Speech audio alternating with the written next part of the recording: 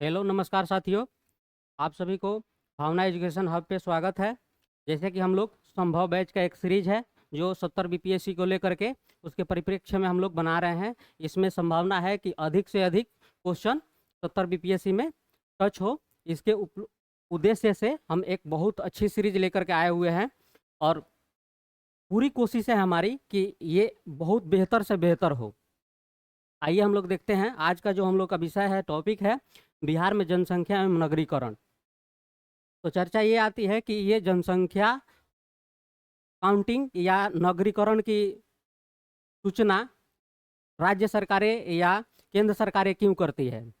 तो इसमें मेन संभावना जो होता है, सरकार की अपनी जो उनकी योजनाएं हैं, कितने भाग क्षेत्र में जो लोग रहते हैं गरीबी रेखा के नीचे हैं, बहुत सारे लोग जो हैं जो बहुत पिछड़े वर्ग के हैं, जो अभी भी मुख्य धारा में नहीं जुड़े हुए हैं, उन तक अपनी परियोजनाओं को कैसे पहुंचाया जाए, इसके लिए ये सेंसस कराई जाती है।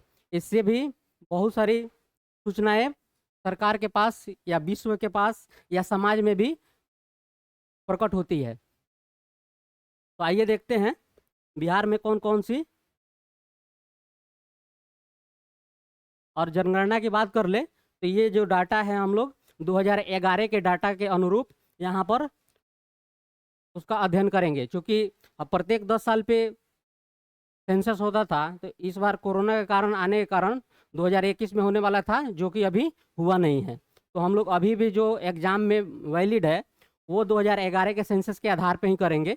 उसके बाद देखेंगे कि इसके पहले वीडियो में हम लोग चर्चा कर चुके हैं कि बिहार एक पहला राज्य है जो जाति आधारित जनगणना कराया हुआ है।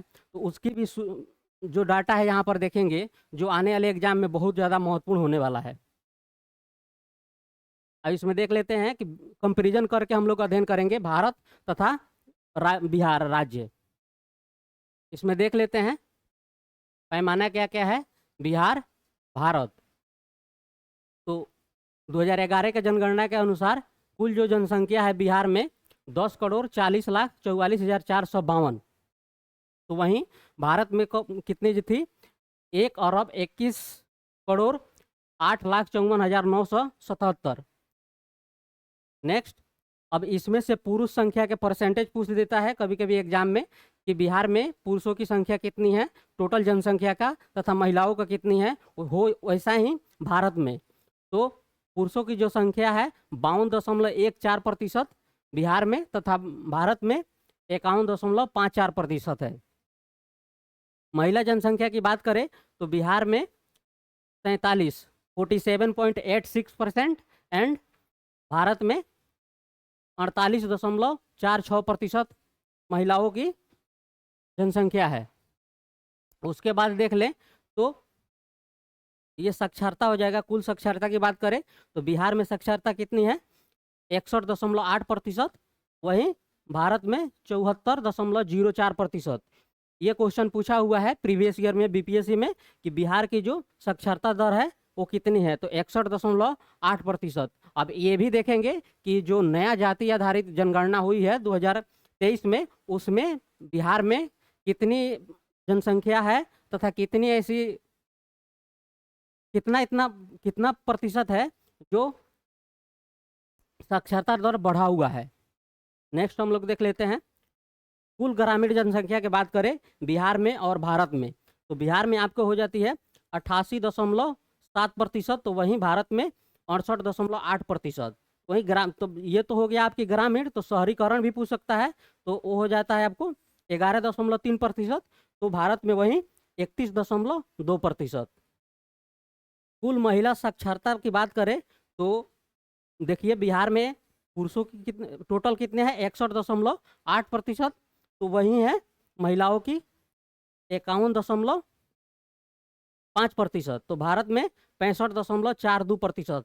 अब एक नज़र दौड़ाइए इस पे एक डाटा पर कि जो भी डाटा आ रहा है वो भारत की अपेक्षा बिहार में कम ही है, जो कि होना चाहिए सबसे ज़्यादा।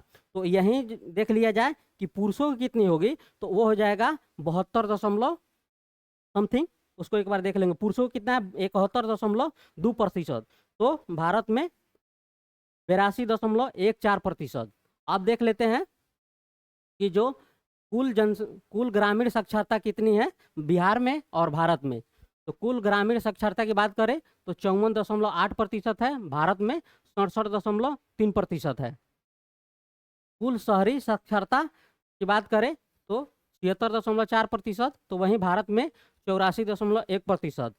आज की क्लास जो लग रहा है कि कुछ बोरिंग हो, क्यों? क्योंकि इसमें बहुत सारे डाटा है, लेकिन ये बहुत काम की चीज़ है। ये प्रत्येक एग्जाम में कोई ना कोई क्वेश्चन एक रहता ही है इस सेंसेस से, तो इसलिए इसको डाटा को जितना हो सके मल्टीपल बार इस वीडियो को देखें, साथ ही लाइक भी करें। लिंगानुपात की बात करें बिहार में तो वो है 918, तो वहीं भारत में 943 है। यहाँ भी भारत से कम है बिहार में। शिशु लिंगानुपात की बात करें तो बिहार में 935 है और भारत में 919 है। दशकीय वृद्धि दर पूछता है क्वेश्चन, प्रीवियस ईयर में पूछा है कि बिहार की कौन सी ऐसी जिला है जिसमें दशकीय वृद्धि सबसे ज़्यादा है। आगे हम लोग उसको देखेंगे, उसमें आंसर हो जाता है मधेपुरा। वैसा ही क्वेश्चन ये भी पूछा हुआ है कि भारत के ऐसे कौन राज्य है जहाँ की दशकीय वृद्धि नेगेटिव में चला गया है। कमेंट बॉक्स में आप लोग बताएंगे इसकी आंसर क्या होगी। वहीं घनत्व की बात करें तो बिहार में 1106 हो जाता है, जबकि भारत में 382। क्वेश्चन ये भी पूछा हुआ है कि भारत में सबसे कम जन घनत्व किस राज्य की है, ये आप लोग बताएं। और सबसे ज़्यादा जन घनत्व किस राज्य की है, तो स्वाभाविक है कि 1106 है, इतना किसी भी राज्य का नहीं है, तो एक नंबर पर कौन हो जाएगा, बिहार। अब क्रम से ये भी पूछता है कि 3 ऐसे राज्य के नाम बताएं जो जनसंख्या घनत्व में सबसे अधिक हैं, तथा कुछ 3 राज्य के ऐसे भी बताएं जो जनसंख्या घनत्व में सबसे कम है। क्वेश्चन ये भी आ सकता है कि किस यूटी में जन घनत्व सबसे ज़्यादा है, जनसंख्या सबसे ज़्यादा है, इस पर भी एक बार नज़र डालेंगे। और अनुसूचित जाति की बात करें तो बिहार में कितना है, वो है 15.2%, तो वहीं भारत में कितनी है इनकी संख्या, तो ये है आपको 16.6%। दूसरी ओर देखें तो अनुसूचित जनजाति की बात करें, जो कि एकदम मूल रूप से कहे तो अभी पूर्ण रूप से हम लोग के साथ उनकी विकास नहीं हुई है, हम लोग से कटे हुए हैं। इनकी संख्या कितनी है, 1.8% बिहार में है, तो वहीं भारत में कितनी है, 8.6%। ये सारी डाटा हम लोग की कब के देख रहे हैं, 2011 के सेंसस के अनुसार देख रहे हैं। अभी हुई नहीं है, तो अभी तो हम लोग को एग्जाम में इसी से काम चलाना है। अब उसमें देख लेते हैं, क्रम से पूछता हुआ है क्वेश्चन की 3 का पेयर दे देता है। पिछली बार के जो प्रीवियस ईयर में क्वेश्चन पूछा हुआ था तो ये तो नहीं दिया होता, बट जिला चेंज कर दिया हुआ था कि जो मध्यवर्ती में आते हैं उनमें से बताइए कि कौन कौन ऐसे जिले हैं कि जिनमें सबसे ज़्यादा जनसंख्या घनत्व है या जनसंख्या सबसे ज़्यादा है।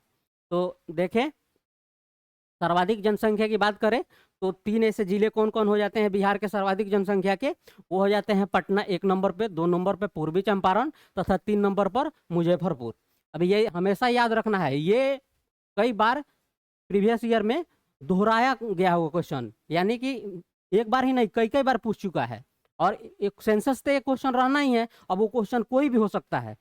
तो जो भी हम लोग देखें, बार बार देखें, एक बार नहीं 3 बार 4 बार वीडियो को देखें। न्यूनतम जनसंख्या की बात करें तो बिहार में सबसे छोटा जिला कौन है, सीहोर है। जनसंख्या की दृष्टि से देखें तो सबसे छोटा जिला कौन हो जाता है, वो आपका सीहोर हो जाता है। तो यहाँ पर कौन सी है जनसंख्या की दृष्टि से, वो सीहोर है, सॉरी शेखपुरा है। दूसरा नंबर कौन है, वो आपको सीहोर है। और तीसरा कौन है, तो अरवल है। ओके साथियों, सर्वाधिक साक्षरता की बात करें तो क्रम से इसको भी देखें कि 3 जिले कौन से हैं। तो सबसे ज़्यादा जो सर्वाधिक साक्षरता दर है किसमें है, वो रोहतास में है, उसके बाद पटना है, उसके बाद भोजपुर है।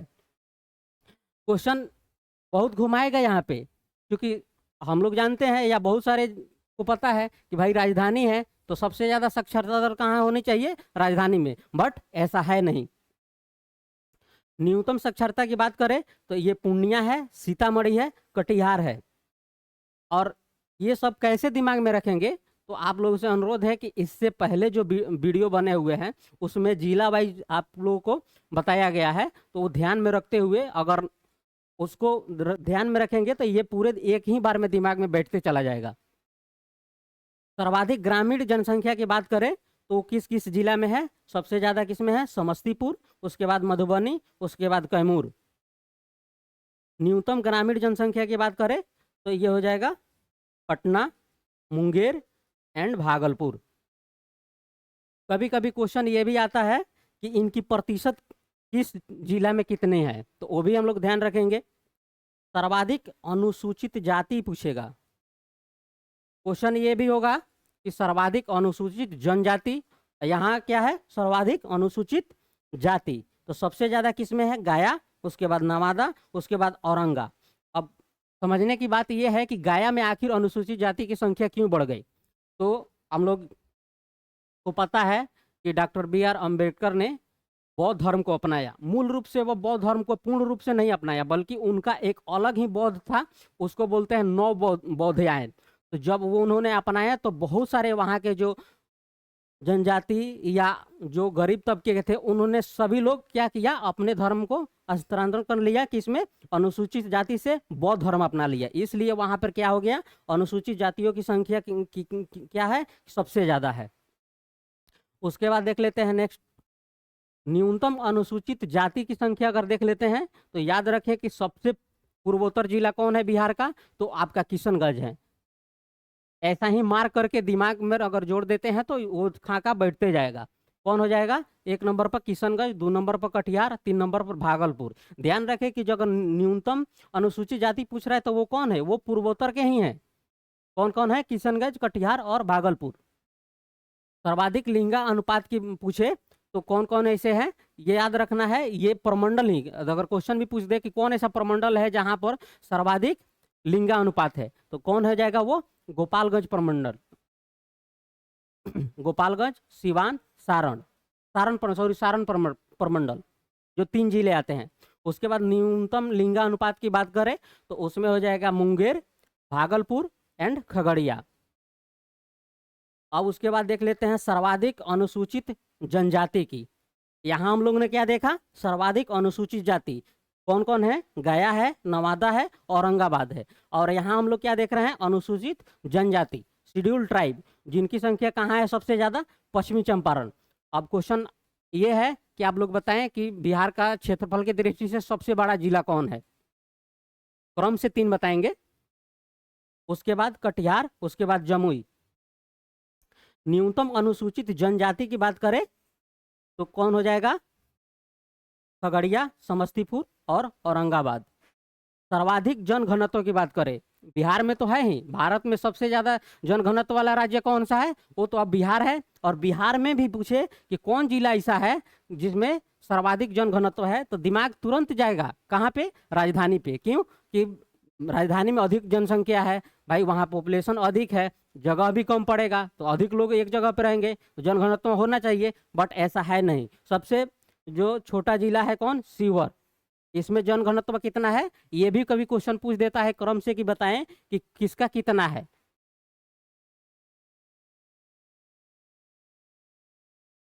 तो सीवर की जो जनघनत्व है कितना है, 1880 है। उसके बाद कौन है, पटना, दरभंगा। न्यूनतम जनघनत्व की बात करें तो कौन हो जाएगा, कैमूर, उसके बाद जमुई, उसके बाद बांका। अब ऐसा मैं क्यों इसको राउंड किया, ध्यान रखिए कि कैमूर कहाँ है, सबसे पश्चिम में, विंध्यन श्रेणी के क्षेत्र में। जमुई कहाँ है, पूर्व में, उसके बगल में बांका। अब आते हैं कि आखिर ऐसा क्या पड़ गई कि बिहार को जाति आधारित जनगणना करानी पड़ी। और बिहार, इसमें बहुत सारे डिबेट की बात है, तो देख लेते हैं कि इससे फायदा क्या है, उसके बारे में हम लोग चर्चा कर लेते हैं। बिहार जाति आधारित जनगणना 2022-23। बिहार सरकार ने आर्थिक एवं सामाजिक विकास में हाशिए पर पहुंच गए तबकों को, पहले हम लोग चर्चा किए हैं कि उचित प्रतिनिधित्व के लिए जाति आधारित जनगणना 2022-23 के आंकड़े प्रकाशित किए गए हैं। इन आंकड़ों के द्वारा इस तथ्य का पता चलता है कि बिहार में किस जाति की कितनी जनसंख्या विद्यमान है। यह आंकड़े पिछड़ी, अति पिछड़ी तथा दलित आबादी के उचित प्रतिनिधित्व की दिशा में एक सकारात्मक पहल है। ये तो हो गया कि उससे फायदा क्या है। अब समझते हैं कि ये जो डाटा दिया हुआ है, सबसे ज्यादा तो इम्पोर्टेंट वही है, बार बार एग्जाम में वही डाटा पूछेगा। तो इसमें देख लेते हैं सामाजिक आंकड़ों के आधार पर कैसे बांटा गया है, उसका सारांश क्या है, संक्षिप्त विवरण क्या है, वो हम लोग देखेंगे। ये हमेशा बार बार देखना पड़ेगा। ऐसा है कि इससे क्वेश्चन आना स्वाभाविक है, चूंकि ये लेटेस्ट हुआ है और जनगणना 2011 से हुआ है, तो या तो उससे पूछ ले या इससे पूछ ले, लेकिन ज्यादा संभावना किससे है, बिहार के जातिगत जनगणना से है। तो इसमें देख लेते हैं कुल जातियों की संख्या कितनी बताई गई है, तो 215 है। क्वेश्चन ये भी पूछ सकता है कि बिहार में अनुसूचित जनजातियों की संख्या कितनी है, टोटल अनुसूचित जातियों की संख्या कितनी है, कुल संक्षेपित व्यक्तियां की संख्या कितनी है, जो टोटल व्यक्ति हैं, सॉरी टोटल जो जनसंख्या है बिहार की 2022-23 के जाति आधारित जनगणना के अनुसार, हम लोग वहाँ कितना देखे थे सेंसस के अनुसार, लगभग 10 करोड़ के आसपास। यहाँ देखिए कितना हो गया है, 13,72,05,310। तो वहीं बिहार से, अब भाई सारे लोग जानते हैं कि सबसे ज़्यादा बिहार से पलायन लोगों का होता है काम करने के लिए दूसरे दूसरे राज्यों में है। देखिए इनकी संख्या कितनी है, किसी गोवा की या सिक्किम की जनसंख्या ही उतनी हो सकती है। कितना है ये, 53,72,022। ओके, इसमें पुरुषों की संख्या कितनी है, 6,41,31,992। महिला की संख्या पूछ ले तो 6,11,38,460 हो जाएगी। ट्रांसजेंडर ध्यान में रखना है, ये भी इनकी भी संख्या कोई कम नहीं है, 82,836 है। इसीलिए तो भाई बिहार पहला ऐसा राज्य बन गया जिसमें ट्रांसजेंडर एसआई बनी हुई है। अब आप लोग को बताएंगे कि वो एसआई किस जिला से है और उनका नाम क्या है। लिंगानुपात की बात कर ले तो यहाँ 1000 पुरुषों पर 953 है।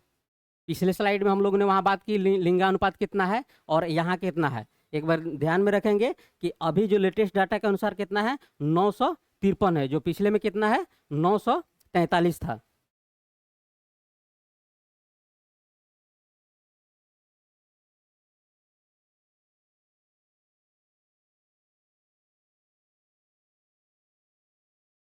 यहाँ 918, सॉरी भारत के 943, इससे तो बड़ा है। कितना हो गया, 953। याद रखेंगे कि जातिगत जनगणना के आधार पर 2022-23 में लिंगानुपात कितना है बिहार का, तो 953 है। साक्षरता दर की बात करें तो यहाँ हो जाता है 79.7%। वहाँ कितना था, वहाँ साक्षरता कितना था, 71.2%। भाई वृद्धि हुई है, प्रोग्रेस हो रहा है। नेक्स्ट देख लेते हैं हम लोग, इसमें कोटिवार संक्षिप्त विवरणी क्या है। कोटिवार पिछड़ा वर्ग, अत्यंत पिछड़ा वर्ग, अनुसूचित जाति, अनुसूचित जनजाति, इनकी संख्या कितनी है, प्रतिशत में भी इनकी कितनी है। तो पिछड़ा वर्ग कितना है भाई, तो ये है 3,54,63,63,936। इनकी प्रतिशत में संख्या कितना है, याद रखें, ये कभी संख्या भी पूछ सकता है, प्रतिशत भी पूछ सकता है। तो कितना है, 3,54,63,936। प्रतिशत में पूछे पिछड़ा वर्ग तो 27.126%। ठीक, अब देखते हैं अत्यंत पिछड़ा वर्ग, तो इनकी कितनी हो जाती है संख्या, 4,70,80,514। अगर इनकी प्रतिशत देखें तो 36.0148% हो जाता है। इसमें क्वेश्चन ये भी पूछ सकता है कि जो जातिगत आधारित जनगणना हुई है इसमें किस कैटेगरी का प्रतिशत सबसे ज़्यादा है, तो वो कौन हो जाएंगे, अत्यंत पिछड़ा वर्ग। उसके बाद अनुसूचित जाति की संख्या कितनी है, तो ये है 2,56,00,000 89,820। इनकी कितनी प्रतिशत में है? तो 19.6518%। अनुसूचित जाति की बात कर ले तो ये है, अनुसूचित जनजाति की बात कर ले तो 2,19,09,361। परसेंट में देख ले तो 1.682%। यहाँ देख ले कि जो 2011 की जनगणना थी उसमें इनकी प्रतिशत कितना थी अनुसूचित जनजाति की? 1.8%। यहाँ कितना हो जाता है? 1.86%, यानी इसमें कमी आई है। ध्यान में रखना है, क्वेश्चन पूछ सकता है कि कौन ऐसी कैटेगरी है कि जनसंख्या के प्रतिशत में कमी आई हुई है। सामान्य वर्ग की बात करें तो इनकी हो जाती है कितनी? 2,29,01,689। इनकी प्रतिशत की देखें तो 15.5224%। अब इसको कभी कैटेगरी में दे देगा कि क्रम से सजाइए कि बढ़ते क्रम में कौन है और घटते क्रम में कौन है। अन्य प्रतिवेदित जातियां भी है, देख लेंगे, टोटल 100% हो जाता है। अब इसमें दे दिया है कि जो धर्मावली से संबंधित, धर्म से संबंधित कितना है। उसके बाद इसमें जाति पर आधारित दे दिया है कि किस जात से कितने जनसंख्या है जो बिहार में निवास करती है। तो देख ले, ब्राह्मण जो जाति है वो कितनी है? 3.6575%। और भूमिहार कितना है? इसमें अधिकतर प्रतिशत में पूछेगा, इसलिए मैं ज़्यादा फोकस किस पे कर रहा हूँ? प्रतिशत पे। भूमिहार कितना है? 2.869%। राजपूत 3.4505%। क्योंकि ये जो आते हैं ये कायस्थ भी, इनकी कितने हैं? 0.601%। ये जो आते हैं EWS या स्वर्ण जाति जिनको बोलते हैं उस कैटेगरी में। शेख की संख्या, ये मुस्लिम से संबंधित है। मुसलमानों में भी कैटेगरी होता है, कौन कौन सा होता है? शेख है, पठान है, सैयद है। तो शेख की कितनी है? 3.821%। क्वेश्चन ये भी आ जाएगा कि मुसलमानों में किस कैटेगरी का सबसे ज्यादा प्रतिशत है या उनकी संख्या है, तो वो कौन हो जाएंगे? शेख। शेख की कितनी हो जाती है? 3.8217%। उसके बाद सैयद को देखते हैं तो ये कितने हो जाते हैं? 0.279%। पठान की बात करें तो 0.754%। उसके बाद धर्म से संबंधित आंकड़ा पर देख लेते हैं कि कितने, किस धर्म के कितने हैं, उनकी प्रतिशत क्या है।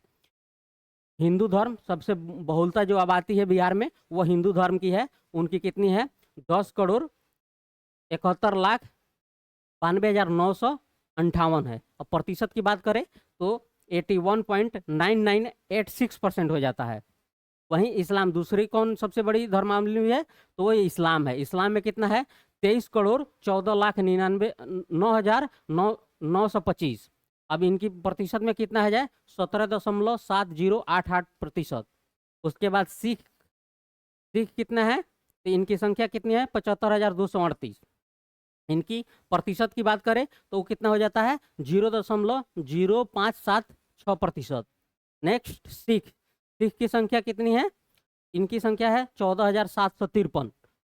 और देखें तो प्रतिशत में इनका कितना हो जाता है? 0.013%। ये भी डाटा दे सकता है क्रम से सजाने के लिए कि इसको घटते क्रम तथा बढ़ते क्रम में सजाए। उसके बाद बौद्ध देख लेते हैं तो बौद्ध कितना है? सॉरी, यहाँ पे डाटा मिसमैच है, इसको देख लेते हैं एक बार। मैं इसको कमेंट में डाल दूंगा, लेकिन प्रतिशत सही है, 0.085%। ओके। जैन की बात करें तो जैन की कितने हो जाती है? 12,523। इनकी जो प्रतिशत है 0.096%। और अन्य जो धर्म है 16,600, इसमें भी डाटा में कुछ लग रहा है, 1,66,586 66। और इनकी प्रतिशत कितना है? 0.124%। ध्यान दीजिए भाई कि कौन से धर्म की उत्पत्ति हुई है? जैन धर्म, बौद्ध धर्म, सिख धर्म। इनकी संख्या किससे कम है? ईसाई से। देखिए क्या हो रहा है। उसके बाद जाति आधारित देख लेते हैं कि जातियों में जब उप जातियाँ बांटी गई तो जाति में भी जाति की बात जो हो रही है वो इसको देख लेते हैं। यादव, यादव के कई कई जगह पर क्या क्या बोलते हैं एक बार आप लोग देख लेंगे। गंवाला, अहिर, गोरा, घासी, मेहर, सदगोप, लक्ष्मी नारायण, गोला। इनकी संख्या कितनी है और प्रतिशत कितना है?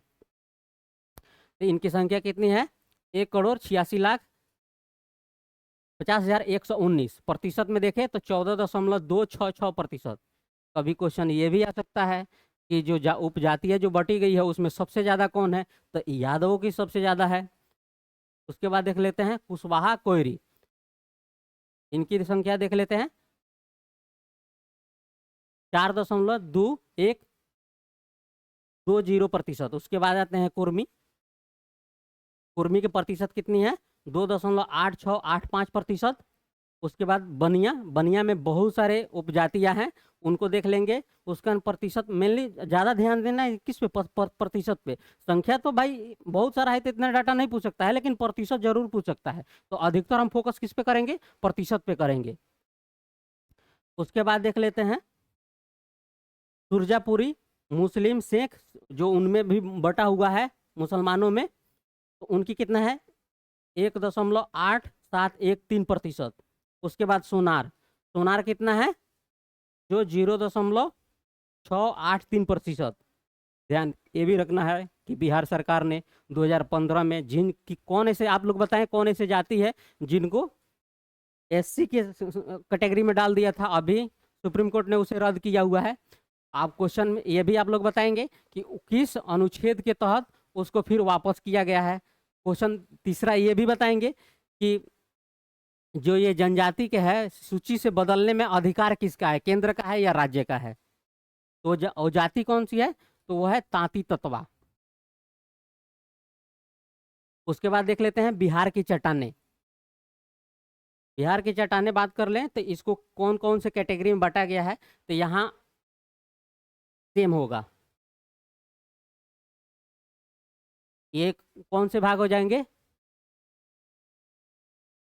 क्वार्टर नरी, यानी चतुर्थ क्रम के। इसमें कौन कौन से आ जाएंगे? वो नेपाल के तराई वाले क्षेत्र तथा ये बृहद भाग जो है बिहार का गंगा का मैदानी क्षेत्र, ये भाग आ जाएगा किसमें? क्वाटरनरी में। और ये जो मैं बता रहा हूं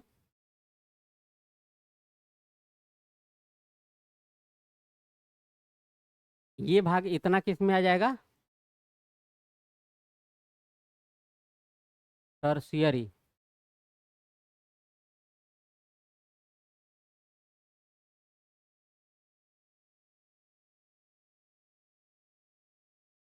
में आ जाएगा तृतीय क्रम के।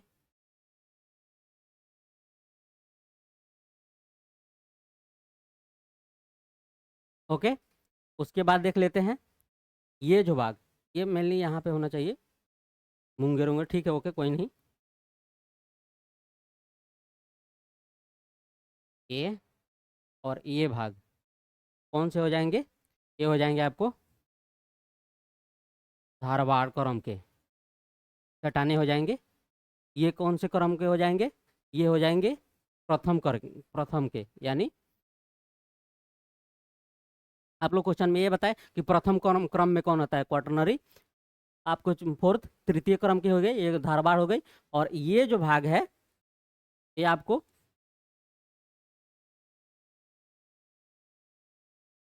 विंध्यन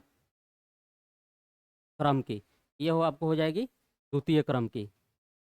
क्वेश्चन ध्यान में रखे हैं, क्वेश्चन कई बार पूछा हुआ है। दे दिया है कि बिहार का जो सबसे बड़ा भाग किस क्रम के चट्टान का है? तो क्वाटरनरी हो जाएगा, जिसमें आपको ये जलोढ़ों का मैदान भी है।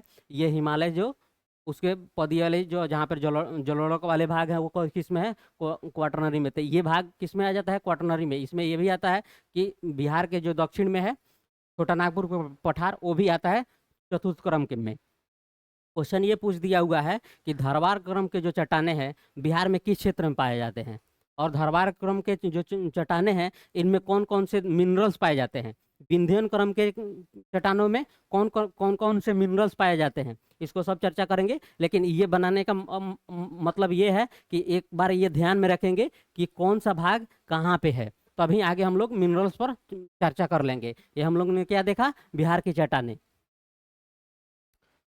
अब इसमें बिहार के खनिज कहाँ कहाँ है, तो सबसे पहले जो आधुनिक भारत में बिहार से सबसे ज़्यादा एक्सपोर्ट क्या होता था, तो वो होता था सोरा। सोरा कहाँ कहाँ से होता था उसको भी देखेंगे। कौन कौन से जिले थे, अधिकतर थे सारण था, मुजफ्फरपुर था, समस्तीपुर था और पूर्वी चंपारण था।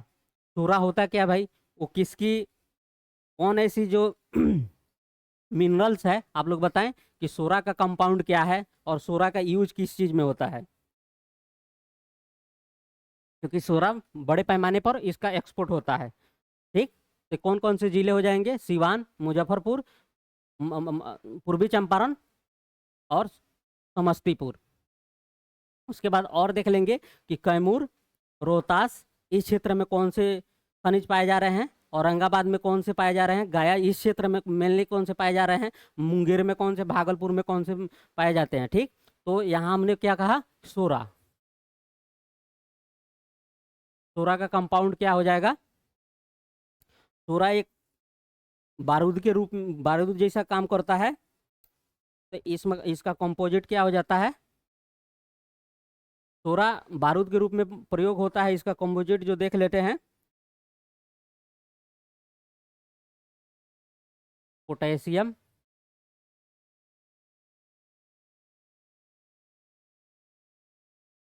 नाइट्रेट प्लस सोडियम के अवयव होते हैं। ओके,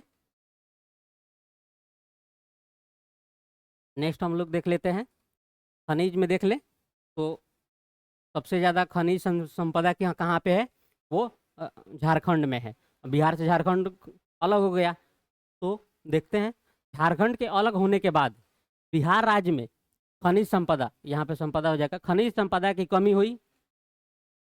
इसके बाद भी बिहार के अनेक जिलों में खनिज संसाधन की उपलब्धता है। कितनी है उपलब्धता, क्वेश्चन ये हो सकता है। आप लोग बताएं कि भारत के कितने प्रतिशत जो खनिज है बिहार में होते हैं।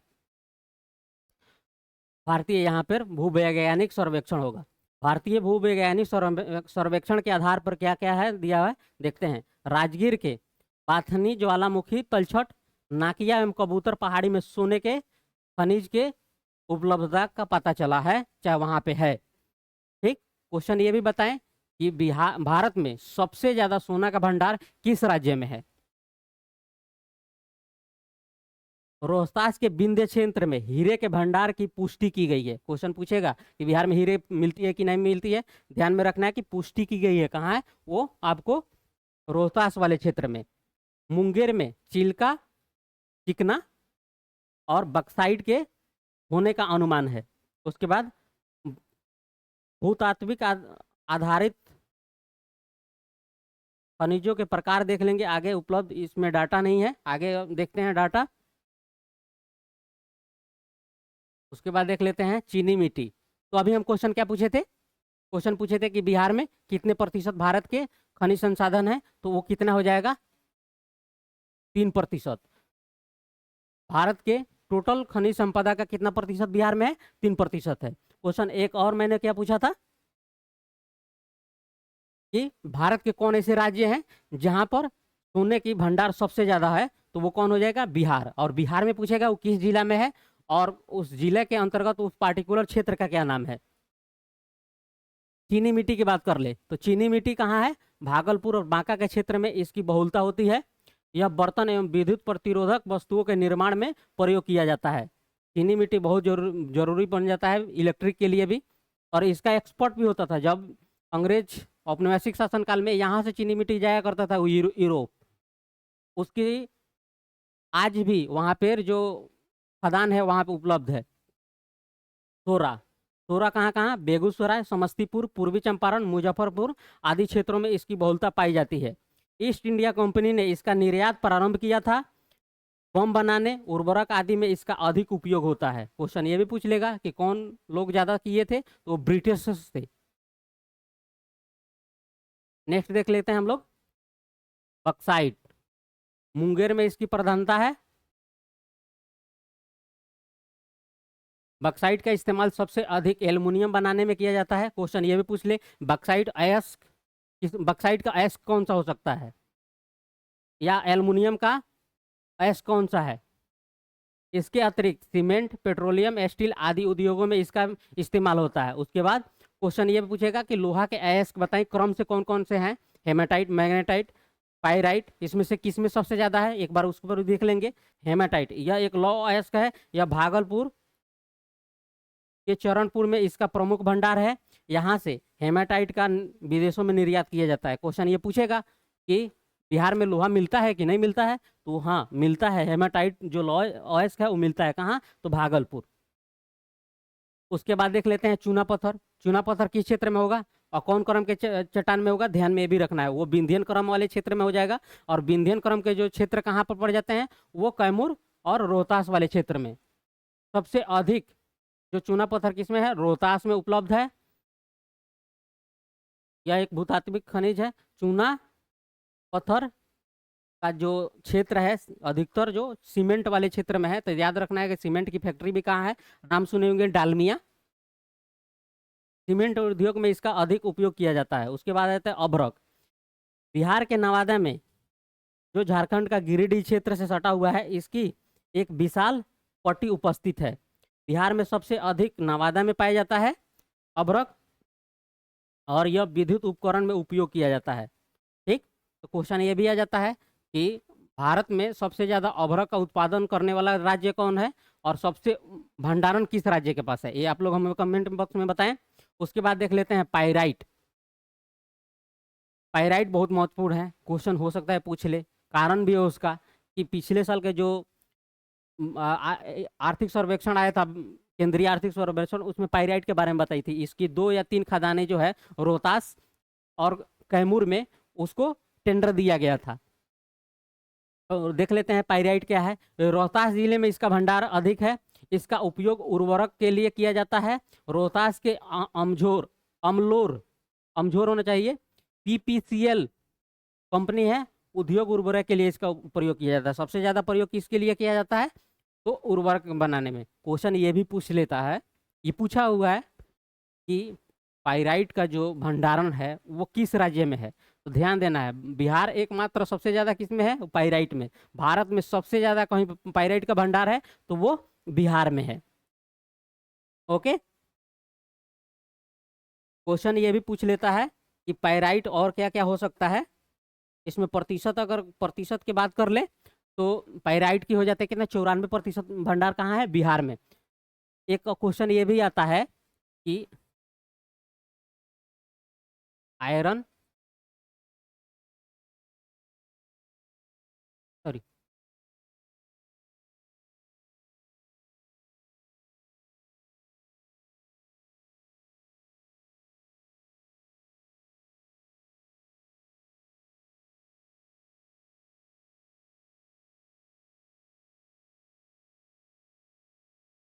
आयरन पाइराइट को क्या कहते हैं, क्वेश्चन ये पूछा हुआ है। आयरन पाइराइट को बोलते हैं मूर्खों का सोना। क्या बोलते हैं आयरन पाइराइट को, मूर्खों का सोना। उसके बाद सोना को बात कर लेते हैं, तो यही है करमिटा, करमटिया गांव जमुई में जो पड़ता है। भारत का सबसे बड़ा सोन भंडार कहाँ है, भारत के जमुई में। तथा पश्चिमी चंपारण के वाल्मीकि नगर नगर क्षेत्र में पेल्फर के स्वर्ण की उपलब्धता है। उसके बाद बिहार में उद्योग के बारे में देख ले, तो बिहार में आजकल जो सबसे ज़्यादा इन्वेस्टमेंट होने वाला है वो फूड प्रोसेसिंग क्षेत्र में है। उसमें इथेनॉल का उद्योग उत्पादन भी हो सकता है। फूड प्रोसेसिंग से संबंधित कौन कौन से उसमें आते हैं श्रेणी, वो भी देखेंगे। बरौनी का जो तेल शोधक, बिहार बिहार के जो बेगूसराय में है बरौनी, वहाँ तेल शोधक है। ये किस देश के सहयोग से बना था, तो ये रूस के सहयोग से बना था। क्वेश्चन ये पूछेगा कि किस पंचवर्षीय योजना के तहत बनाया गया था, तो ये तृतीय पंचवर्षीय योजना के तहत बनाया गया था। और बरौनी से क्या क्या लाभ होता है, बिहार में दवा बनाने का कारखाना हाजीपुर में। क्वेश्चन ये भी पूछा हुआ है कि आयुर्वेदिक संस्थान का केंद्र कहाँ है, तो वो हाजीपुर में है। बिहार में कल्याणपुरी सीमेंट कारखाना बंजारी में स्थित है। क्वेश्चन ये हो सकता है कि बंजारी कहाँ है, आप लोग कमेंट में बताएंगे कि बंजारी कहाँ है। रेलवे वैगन प्लांट मुजफ्फरपुर एवं मोकामा में स्थित है। बिहार में चमड़ा प्रसंस्करण क्षेत्र कौन जिला में है, तो वो पश्चिमी चंपारण और मुजफ्फरपुर तथा बरौनी में है। बिहार में सूत कटाई भागलपुर, सिवान, पौडौल, गया। क्वेश्चन ये आ जाएगा कि कौन ऐसे जिला हैं जहां पर, ये तो सूत कताई है तो ये कॉटन से संबंधित है, तो इसमें कौन कौन ऐसे जो जिले हैं जहां पर सिल्क होता है। तो क्वेश्चन ये भी पूछ सकता है कि कौन सिल्क किस क्षेत्र में ज़्यादा फेमस है। सिल्क का प्रकार भी होता है। बिहार में पटसन उद्योग, पटसन के उत्पादन में सबसे अधिक जिला कौन करता है, वो भी ध्यान में रखना है। तो पटसन उद्योग कहाँ है, कटिहार और समस्तीपुर में। बिहार का सबसे पुराना उद्योग चीनी उद्योग, बिहार में पूछेगा, क्वेश्चन पूछा हुआ है कि बिहार में, भारत में सबसे पुराना चीनी उद्योग कहाँ लगा और किस सन में लगा, तो कौन सा हो जाएगा। तो यहाँ पर 1900 कहीं 4 देता है, 1905 देता है कहीं पे, ठीक। तो ध्यान में रखेंगे, ऑप्शन के अनुसार ध्यान में रखेंगे, तो ये कौन हो जाएगा, मढ़ौरा हो जाएगा, ठीक। और क्वेश्चन ये भी पूछ लेगा कि 2023-24 सॉरी 22-23 के आर्थिक सर्वेक्षण के अनुसार बिहार में कितने चीनी मिल उद्योगों की संख्या है, उसमें चालू कितना है। तो क्वेश्चन ये ध्यान में रखना है, क्वेश्चन हो सकता है। तो बिहार में कितने चीनी उद्योग हैं, 11 उद्योग हैं चीनी मिल के, और इसमें से कितना है,